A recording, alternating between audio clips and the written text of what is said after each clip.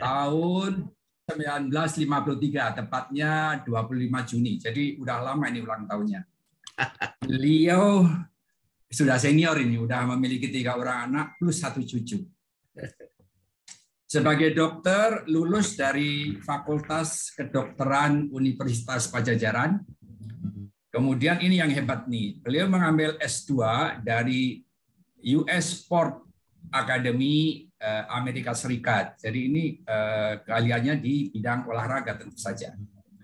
Kemudian beliau juga pendiri dan pengurus Formi, dan akhirnya menjadi Kormi nih. Dan beliau sekarang menjadi Dewan Pakar Kormi Nasional.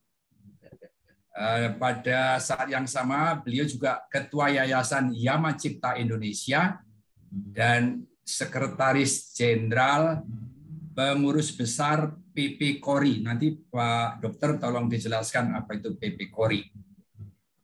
Beliau akan menyampaikan materi yang judulnya memahami kekuatan energi penyembuhan, atau istilah kerennya The Power of Energy Medicine. Luar biasa. Silakan dokter, waktunya 30 menit, terus 10 menit diskusi. Jangan terlalu panjang supaya diskusinya nanti. Ya, terima kasih Pak Hari Wibowo, moderator. Bapak Ibu sekalian, saya tadi mencermati diskusi pada pembicara narasumber pertama. Sangat menarik dan tentunya banyak hal yang dapat saya pelajari dari apa yang disampaikan oleh Pak Heru ya, Heru. Bapak Ibu sekalian, para senior khususnya Pak Supadio, Pak Pakar dan pengurus Ibu Adi, saya mencoba untuk menjelaskan sesuatu yang sebenarnya menjadi mungkin kunci dari apa yang akan dibahas pada hari ini ya, tapi bisa saja mungkin ini hanya sekedar wacana.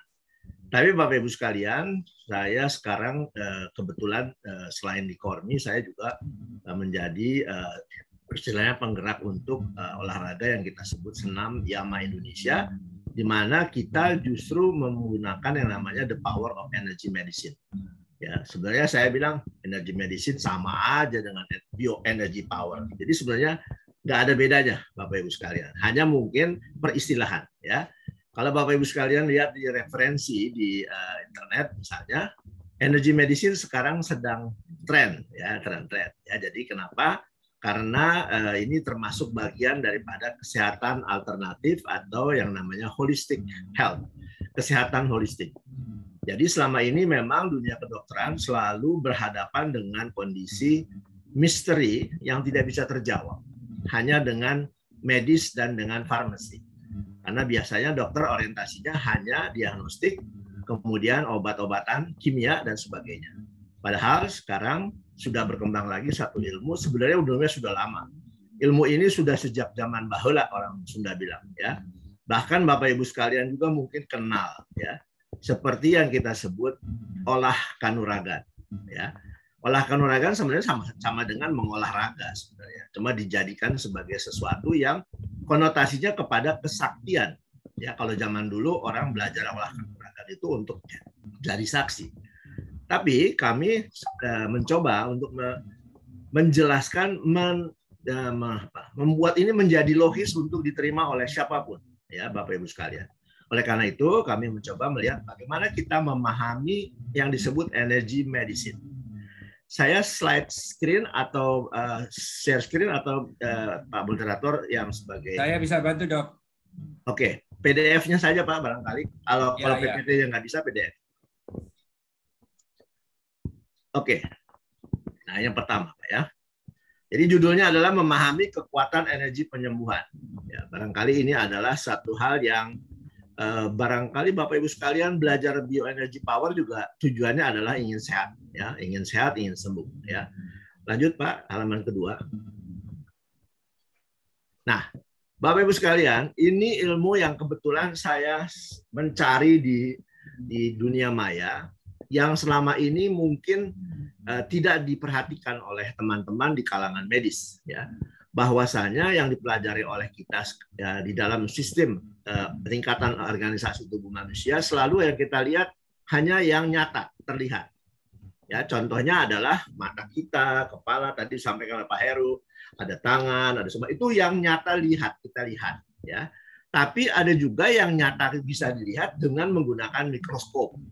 Ya, kita bisa lihat. Nanti saya jelaskan sesudah ini. Jadi ini adalah yang disebut tingkatan organisasi tubuh manusia dengan melihat dari blok-blok bangunan. Ya, yang pertama blok bangunan, kemudian organ, kemudian sistem nyata yang terlihat, dan kemudian sistem tidak nyata yang terlihat, tidak nyata terlihat. Jadi yang tadi intangible, ya, tangible dan intangible.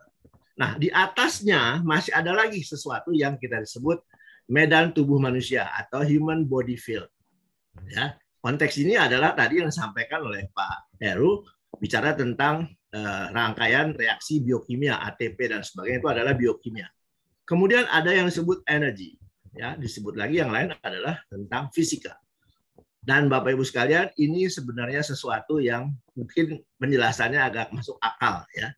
Silakan Pak, slide selanjutnya. Nah, di dalam ilmu kedokteran Bapak Ibu sekalian kita tahu tadi sudah dijelaskan oleh Pak Heru bahwa sebenarnya komponen manusia itu mulainya dari atom. Ya, mulainya dari atom jadi molekul, dari molekul menjadi makromolekul, dari makro menjadi organela, kemudian menjadi sel, kemudian jadi jaringan, kemudian menjadi organ, kemudian menjadi sistem, baru menjadi kita manusia. Ini adalah tingkatan tadi yang disampaikan oleh Pak Heru, ada di rambut kita, sel, dan sebagainya. Tapi kalau kita urai kembali sebenarnya adalah seperti ini. Mulai dari atom. Jadi kita sebenarnya semua terdiri dari unsur dari atom. Lanjut Pak. Nah, ini Bapak Ibu sekalian, ini yang disebut sistem pada tubuh manusia. Ya, Bapak Ibu sekalian tahu ada sistem kardiovaskuler, ada sistem pernapasan, ada sistem pencernaan, ada sistem perkemihan, kemudian ada sistem endokrin, ada sistem saraf, ada sistem otot rangka dan sebagainya. Ada 11 sistem. Ya, kalau Bapak Ibu sekalian lihat, ini adalah yang tangible, dapat dilihat, dapat dipegang dan dapat dirasakan. Ya, Bapak Ibu sekalian bisa melihat, ya. Dada kita, kepala kita, dan kita lihat, kita pegang, kita rasa. Itu yang tangible, real tangible. Lanjut. Ya, kalau Bapak Ibu sekalian lihat ini, ya ada lagi tingkatan organisasi di mana organ tubuh manusia dapat dilihat, dapat didengar, dapat disentuh, dapat dirasakan. Ya, ini yang tangible. Ya, kalau kita operasi, nah selanjutnya adalah yang disebut jaringan. Nah, ini saya coba breakdown ya. Dapat dilihat secara mikroskopik, dapat disentuh juga ya. Kalau kita beli daging kita bisa suir-suir gitu, namanya abon, itu adalah bagian daripada jaringan sebenarnya. Dapat disentuh dan dapat dirasakan. Masih masuk kelompok tangible. Kita bisa lihat dengan mikroskop ya mengenai jaringan itu sendiri. Jaringan otot, ada jaringan lemak, ada jaringan macam-macam. Lanjut. Nah, kemudian kita bisa juga menggunakan mikroskop elektron yang lebih kecil lagi, tapi gambarannya bisa dilihat. Tapi kita tidak bisa sentuh karena sangat-sangat kecil. Ya, dilihat dengan mikroskop elektron. Kita bisa lihat, misalnya sperma bergerak. Ya, kalau kita lihat dengan mata telanjang kita tidak bisa lihat. Tapi kalau dengan mikroskop elektron kita bisa lihat dia bergerak seperti apa. Ya, demikian juga dengan darah. Darah kita bisa lihat dia bergerak, ada darah putih dan sebagainya. Ini tidak dapat disentuh dan tidak dapat dirasakan, tapi dapat dilihat. Ini juga masuk yang tangible dengan menggunakan alat bantu mikroskop elektron. Lanjut. Demikian juga yang kita tadi sampaikan oleh Pak Heru mengenai sel. Sel sebenarnya bisa diuraikan dan dilihat dengan mikroskop elektron, yaitu dapat dilihat tapi tidak dapat disentuh, tidak dapat dirasakan. Masih dapat tangible, terlihat oleh mata. Ya, lanjut. Ini sel ya tadi. Nah, sekarang kita melihat ada sesuatu yang mungkin bisa dilihat, ya, tidak dapat dilihat, tidak dapat disentuh, tapi dapat dirasakan. Tadi yang Bapak Ibu sekalian sebutkan mengenai adanya reaksi biokimia tubuh manusia. Yang tadi kalau Bapak Ibu sekalian belajar di ilmu pasti ada yang namanya siklus Krebs. Ya, siklus Krebs itu menghasilkan ATP, menghasilkan apa-apa itu. Kita minum gula, kita rasakan penguraian dari gula menjadi glukosa menjadi H2O dan CO2 plus energi. Itu kita rasakan, tapi kita tidak bisa lihat, tapi kita tidak dapat sentuh, tapi kita rasakan ada perubahan pada tubuh kita. Ini adalah mata reaksi yang kita di gambar saya seperti ini, ya. Oke. Ini intangible sebenarnya. Lanjut, ada lagi yang disebut tingkatan tadi di gambar yang awal tadi, yaitu emosi. Ya, kalau emosi itu tidak dapat dilihat, tidak dapat disentuh, tapi dapat dirasakan. Ya, jadi Bapak Ibu sekalian, kalau mau lihat emosi kayak apa sih sebenarnya? Ya bisa sih dari ekspresi, tapi itu ekspresi itu bukan emosi. Ya, kadang-kadang orang di dalamnya marah, di luarnya tertawa, bisa aja seperti itu. Tidak dapat dilihat sebenarnya emosinya. Ya tidak dapat, tapi dapat dirasakan. Ya itu emosi manusia. Ini termasuk yang kelompok intangible. Lanjut. Nah, ternyata kalau kita lihat emosi itu dapat berdampak kepada perubahan biokimia tubuh manusia. Ini nanti ceritanya panjang. Nanti mungkin seminar yang akan datang baru bisa diterangkan ya. Bahwasanya kemarahan dan sebagainya, ketakutan dan sebagainya itu berpengaruh terhadap seluruh sistem tubuh manusia. Ya, misalnya tubuhnya menjadi asam, tubuhnya menjadi basah dan sebagainya. Itu nanti diceritakan di selain kali. Jadi ini adalah sistem yang tidak terlihat oleh mata dan yang masih disebut intangible. Ya, emosi berdampak kepada perubahan biokimia tubuh manusia. Seperti yang tadi dikatakan, orang sakit mah itu karena pikiran, ya, karena emosi, karena marah, karena stres. Tapi yang terjadi adalah asamnya menjadi lambungnya menjadi asam. Nah, itu yang manifestasi dari perubahan biokimia. Lanjut. Nah, ini yang tadi Bapak sebutkan mengenai bagaimana kita menghasilkan ATP. Ya, ATP itu adalah satu tadi sampaikan adalah bagian dari proses metabolisme. Ya, tadi rangkaian yang saya sebut siklus Krebs ya itu adalah bagaimana dari mulai karbohidrat diuraikan sampai dengan proses fisika, dengan kimia dan sebagainya di makanan sampai akhirnya dia diuraikan menjadi kalori atau menjadi energi. Ya, ini yang dikatakan tadi sebagai ATP. Gambarnya tadi hampir sama dengan apa yang saya sampaikan di sini. Tapi kita tahu bahwa ada dua proses yang disebut metabolisme, yaitu anabolisme dan katabolisme. Kalau anabolisme itu mensintesa kembali, kalau katabolisme itu menguraikan. Nah, ini yang kita lihat nanti antara dua ini ada proses yang disebut metabolisme. Ya, tidak terlihat, yang salah, tidak terlihat. Oh, oke. Nah, Bapak Ibu sekalian, yang mungkin belum bicarakan di sini yaitu secara fisika. Ya, kalau kita lihat bahwa sebenarnya struktur atom, kalau nanti ada videonya akan saya tayangkan, atom itu sebenarnya adalah bergeraknya elektron mengelilingi inti.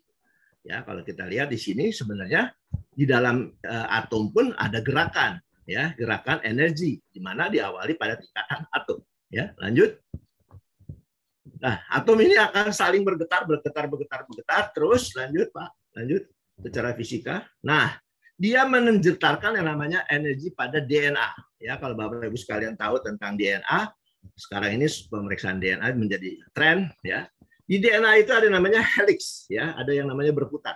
DNA ini berputar terus, berputar. Itu karena ada energi yang memutar dia. Ini energi elektron memutar double helix pada DNA. Ya, lanjut. Dia berlanjut lagi kepada getaran ini, ternyata dia terus menggetarkan kepada sel, kepada jaringan, kepada organ, kepada sistem, dan itu semuanya tubuh kita menghasilkan satu getaran, ya, getaran energi. Ya, ini adalah tindak lanjut.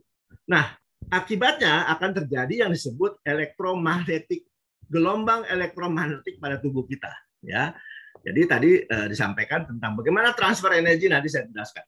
Jadi sebenarnya tubuh kita menghasilkan listrik, ya, atau yang disebut electromagnetic wave, ya, gelombang elektromagnetik.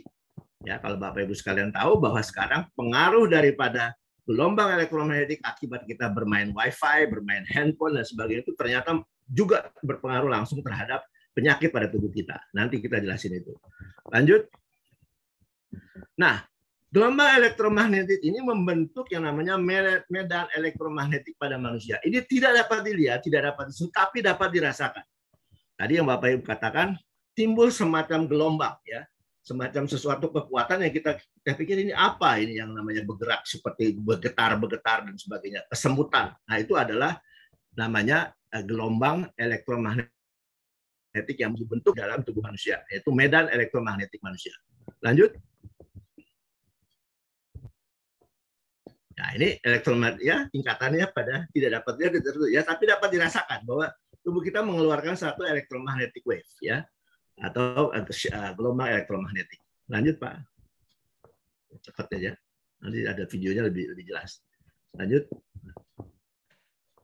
terus Pak. Nah, ini. Nah, Pak. Nah, oke. Ada masalah, Dok. Oh, masalah di? Ada masalah penayangan. Oh. Oke, ini. Nah, ini konsep medan elektromagnetik tubuh, ya. Ada yang mengatakan bahwa medan tubuh dapat mengatur dirinya sendiri karena mengikuti hukum yang melekat dan tidak hanya menjadi milik dari tubuh, tapi juga tergantung pada beberapa hukum dasar dari kuantum fisik sendiri. Jadi kalau Bapak Ibu sekarang bilang kenal mengenai kuantum, ilmu kuantum, itu kita bicara tentang elektromagnetik yang ada pada tubuh kita, ya. Kemudian pada tingkat kuantum, molekul dapat diterangkan sebagai struktur dalam ruang dan jika bersekutu dalam beberapa cara dapat berinteraksi dengan struktur lain, ya. Medan tubuh berhubungan dengan strukturnya sehingga mereka tidak hanya mengendalikan transfer informasi tapi juga mempengaruhi semua reaksi kimia. Nah, di sini medan tubuh dapat dilihat sebagai suatu penguasa sistem kendali untuk semua metabolisme dan pertumbuhan, ya.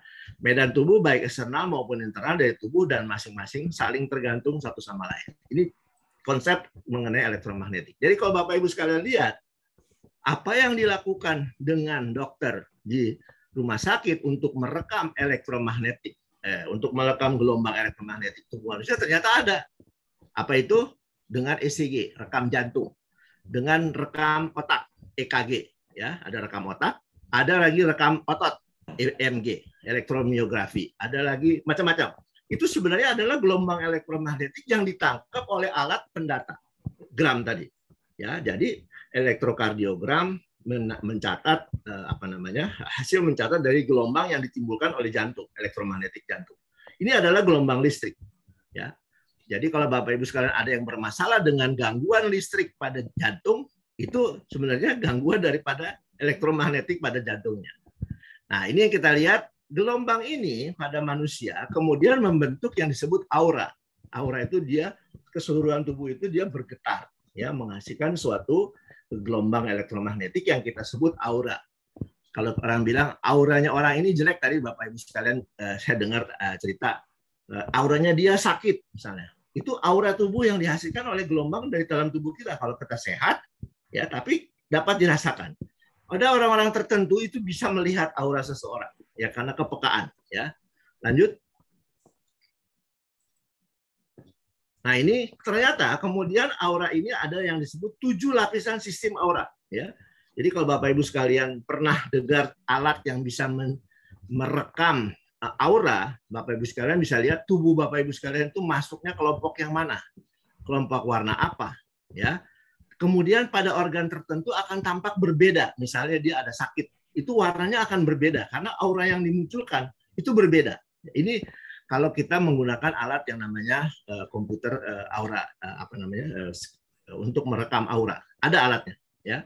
Lanjut. Nah, sekarang medan elektromagnetik tubuh manusia itu juga secara terkonsentrasi yang membentuk cakra, ya. Kalau di India tadi yang tadi disampaikan oleh Bapak bahwa di India ada ilmu tentang Ayurveda, di Cina ada ilmu tentang Tai Chi, ya. Semua sebenarnya adalah mereka mengandalkan kepada intangible, ya, sistem tidak nyata, ya. Kalau Bapak Ibu sekalian lihat dilakukan dengan akupunktur, itu sebenarnya bukan anatomi tubuh manusia biasa. Jadi mereka menggunakan yang disebut anatomi lain, ya. Nah, ini Bapak Ibu sekalian kita sebut yang namanya cakra. Cakra di sini adalah aura yang terkonsentrasi. Lanjut. Nah, dari aura-aura ini ada yang namanya di kepala, cakra di kepala atau yang disebut mahkota. Kemudian cakra di sini di macam-macam. Ada 7 kalau tidak salah, ya. Bahkan kalau yang lebih lengkap ada 12 cakra, ya, sampai nanti kepada yang Maha Kuasa. Tapi kalau kita lihat di sini ada cakra yang disebut cakra spirituality, cakra intuition, kemudian cakra communication, cakra love, cakra power, kemudian sexuality sampai kepada survival. Jadi ada macam-macam cakra. Ini sebenarnya adalah kumpulan ini cakra berasal dari bahasa Sanskerta, berarti piring atau roda yang menunjukkan medan energi melingkar di atas dan menyebar pada daerah tertentu pada tubuh. Juga berinteraksi dengan aura pada tingkat fisiologis. Cakra melindungi organ-organ dari mempengaruhi kesehatan organ-organ tersebut, ya. Cakra adalah pusat-pusat dari energi, ya. Tiap cakra besar pada manusia adalah pusat dari pusatan energi yang posisinya satu dari tujuh titik, ya, dari tulang belakang sampai ke kepala, ya. Nah, kemudian setelah ini kita sebutkan yang disebut aliran energi yang disebut meridian, ya. Lanjut, Pak. Lanjut. Nah, ini Bapak Ibu sekalian, dari 7 cakra ini ada terjadi aliran energi, ya, yang disebut energi medicine tadi, ya, dari simpul medan ini. Ini yang kemudian nanti dilatih oleh Bapak Ibu sekalian dalam bentuk gerakan atau pernapasan pada bioenergy power. Jadi energi-energi yang dilatih ini adalah yang merupakan aliran energi yang dilatih, yang menghasilkan nanti kekuatan. Lanjut. Lanjut, Pak. Saya cepat aja. Nah, ini sistem meridian adalah sistem energi yang berbeda dengan sirkulasi darah, getah bening, dan saraf. Dapat dibaca dan ditanya dengan memindahkan informasi dari satu bagian tubuh ke bagian tubuh lain. Dan menyediakan tatanan yang mendasari tubuh secara fisik, di mana gerakannya berupa gelombang energi seperti pipa atau saluran. Nah, di jalan mana arteri membawa darah, meridian membawa energi. Ya.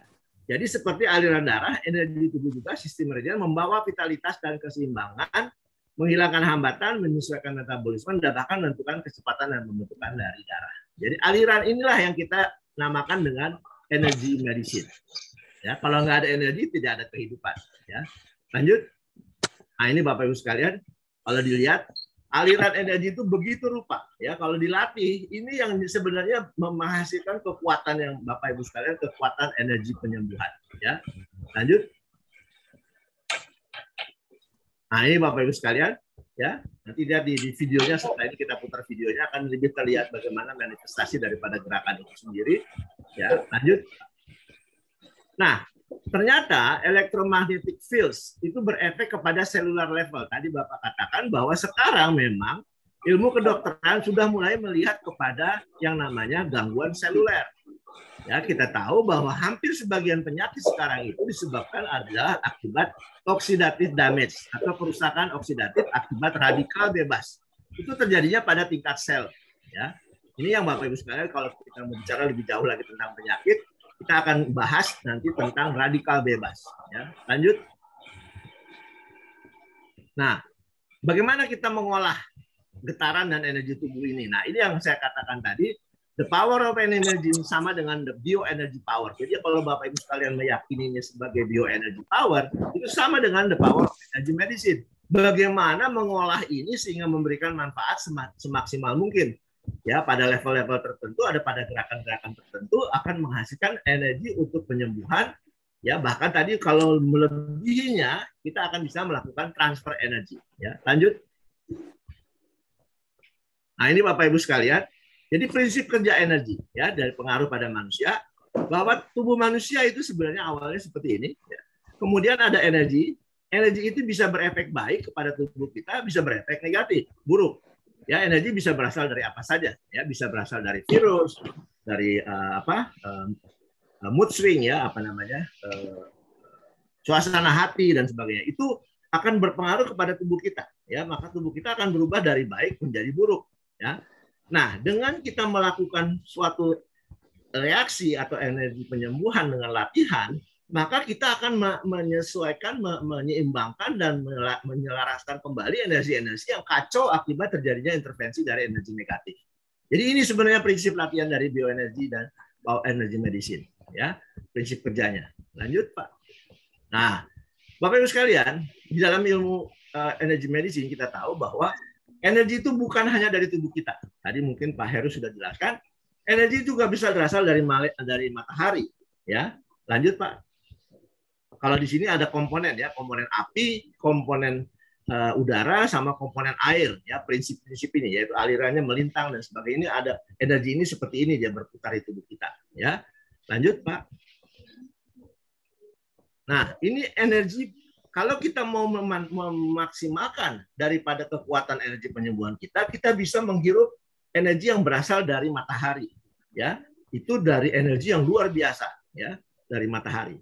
Ya, lanjut yang kedua, bisa juga dari gelombang air laut. Jadi berlatih di pinggir laut itu energinya dari energi gelombang itu akan lebih kuat lagi memberikan tambahan energi kepada energi penyembuhan tubuh kita. Lanjut. Demikian juga untuk energi yang berada di air terjun. Makanya zaman dulu orang mencari kesaktian, bertapanya di bawah air terjun. Ya, kalau seperti dulu kita tahu. Lanjut. Nah, ini juga bisa mendapatkan energi yang didapatkan dari kosmos. Ya. Jadi kosmos itu adalah alam semesta, ada energi juga yang bisa kita maksimalkan. Ya.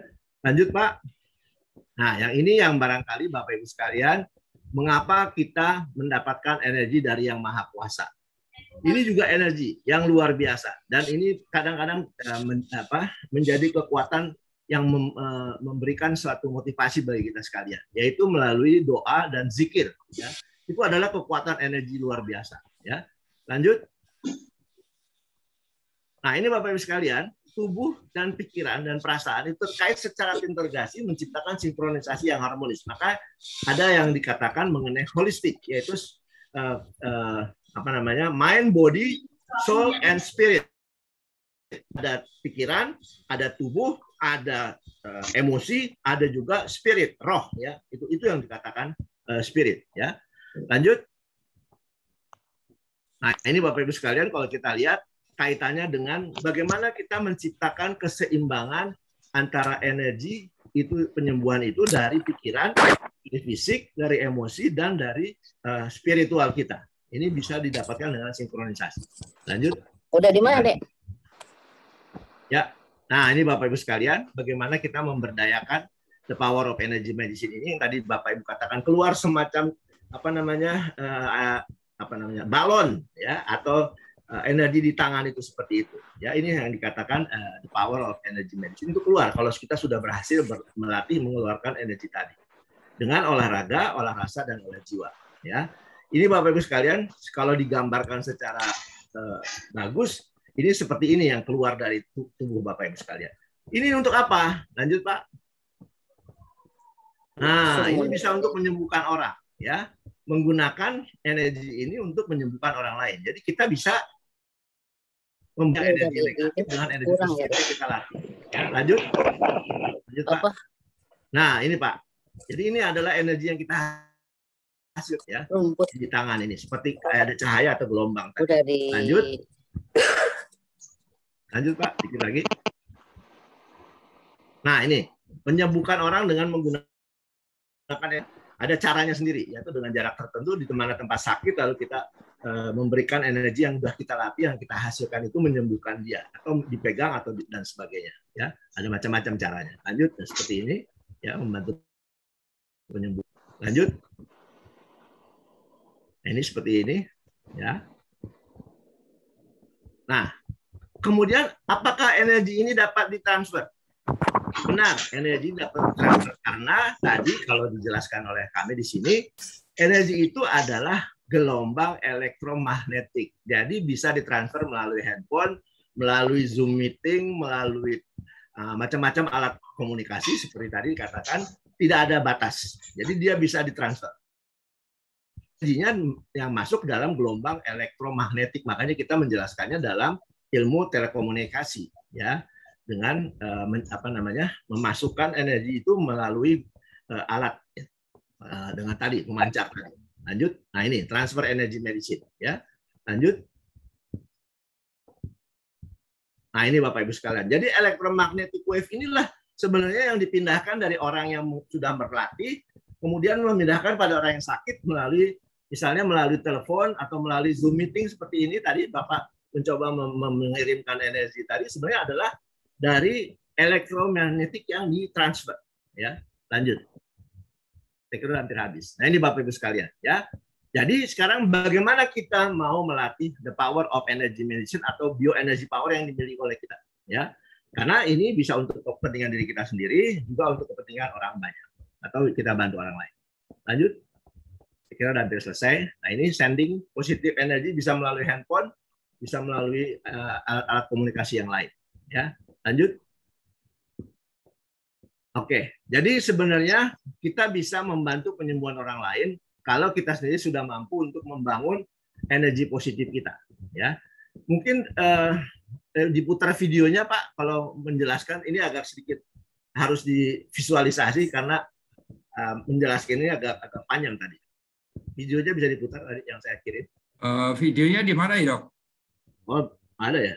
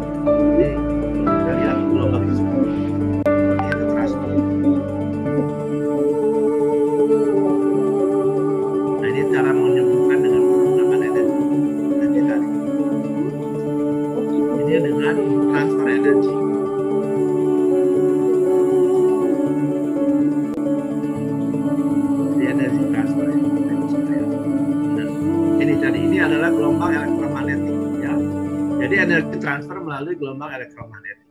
Ya. Kira-kira penjelasannya di visualisasi seperti ini. Oke, Bapak Ibu sekalian cukup saya kira.